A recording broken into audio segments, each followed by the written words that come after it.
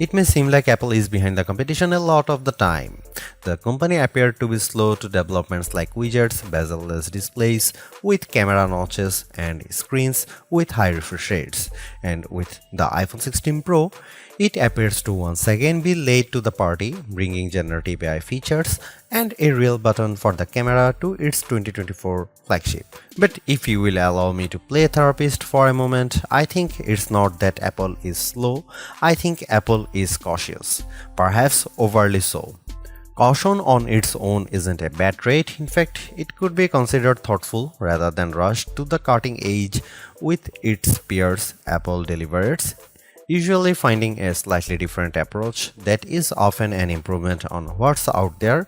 Just look at the Vision Pro headset or Apple Silicon, or even the iPod, the iPad, and the AirPods, which were far from the first of their kind when they launched. Arguably, the biggest change to the iPhone 16 lineup, not to mention the iPhone 16 Pro, is the introduction of camera control. This is a button on the right side of the device which has touch and pressure sensors on it to enable greater control with swipes and semi-presses. One of the things this was supposed to do was let you push slightly on the button to trigger focus, similar to what half pressing a DSLR shutter button would do. That function won't be available at launch, so I can't say if it's effective. But by the large, camera control is a very Apple approach to a feature that has been around for years. From phones by Sony and Nokia with dedicated shutter buttons to Android handsets with hardware-based double-click shortcut, the notion of quick access to your camera without having to fudge with the screen is a popular one. For good reason too. I've hated having to swipe or long press the icon on my iPhone's lock screen in the past, and even though I could set the iPhone 15 Pro section button to open the camera, it just wasn't positioned well and I'd have to give up my mute button. So, Apple isn't breaking new ground with its hardware shortcut for a frequently used app, but it does do a few things differently. With the touch sensor, you can swipe on it to tweak things like exposure, zoom levels, and tone, and the half press still works as a way to select options or go back out of menus within the camera control interface. In theory, it's a nice way to make changes in the fly. In reality, there are a few issues and they largely have to do with placement. The button sits a little further from the base of the phone than I'd like, so my fingers have to reach a bit more to press it, whether I was in landscape or portrait mode.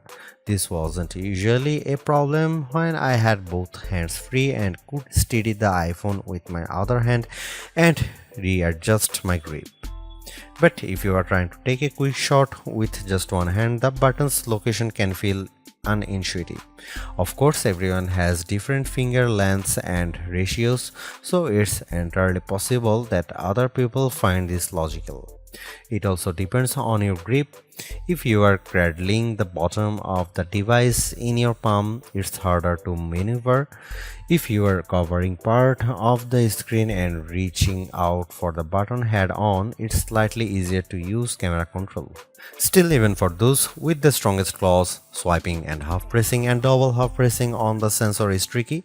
I was only ever really able to do that if I had my thumb holding up on the bottom edge and my middle ring and little fingers steadying the right end of the phone. Maybe this is a new camera grip I just need to relearn for this button.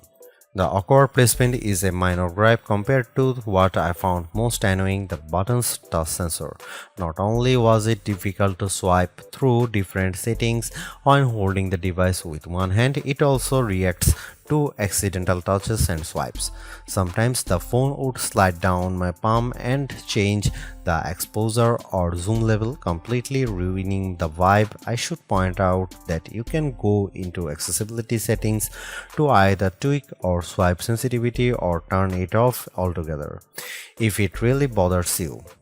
Honestly, if you are planning on making adjustments with camera control, it's best to have time, patience, and both hands free. In those situations, I had a lot of fun editing settings and watching them by reflected in the viewfinder in real time. I also liked zooming in and out of subjects, decomposing a shot and tweaking exposure till I liked what I saw before then pushing down to snap the picture. I especially loved this while recording video since it makes slowly zooming in or out of a subject smoother than using the on-screen slider. Even if you are not a glutton for buttons, there are still some camera updates that might intrigue you. This year's flagships sport what Apple calls a 48 megapixel fusion camera, which has a faster quad pixel sensor. This enables what the company describes as zero shutter lag, which is wording it has used repeatedly over the years. In this case, it's referring to how quickly the camera will capture a shot after you press the shutter button. I will admit I was initially confused by this update in part because it requires relearning some behaviors I had adopted to mitigate the shortfalls of older cameras. Basically, the iPhone 16 Pro's cameras are now so fast that when I asked someone to throw something so I could capture it in motion to see how still the images were, my shots ended up being of the person holding the object. Our video producer and I were very confused, and it wasn't until the zero shutter lag concept was explained clearer to me that I got it.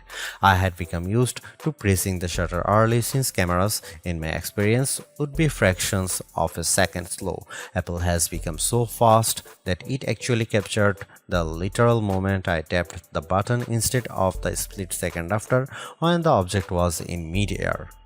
Depending on your mood, the new photographic styles can be fun or serious. Apple's tweaked the built-in camera filters to not only offer more options but give you greater control. Due to how the company has refined its processing each year, there is also an improved depth map captured when it detects a face in the scene. This, combined with a greater focus on color science around skin tone, has led to what might be my favorite new iPhone 16 feature. Whether I shot them in portrait mode or not, photos of people what I took using the iPhone 16 Pro were a dream to edit. Simply switching between the standard, natural, luminous, quiet or ethereal styles already resulted in improvements to be colors and shadows, but I could also tap on each thumbnail to across the new editing touchpad and drag a dot around. This let me more precisely tweak the hues and contrast levels, and an additional slider will let me adjust how warm the image was.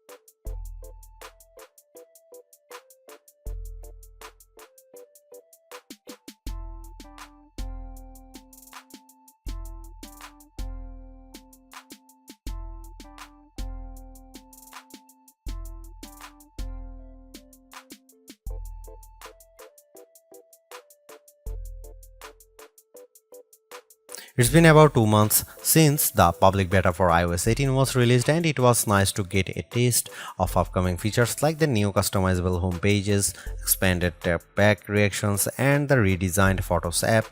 With the iPhone 16 launch, iOS 18 is basically ready for prime time with some caveats.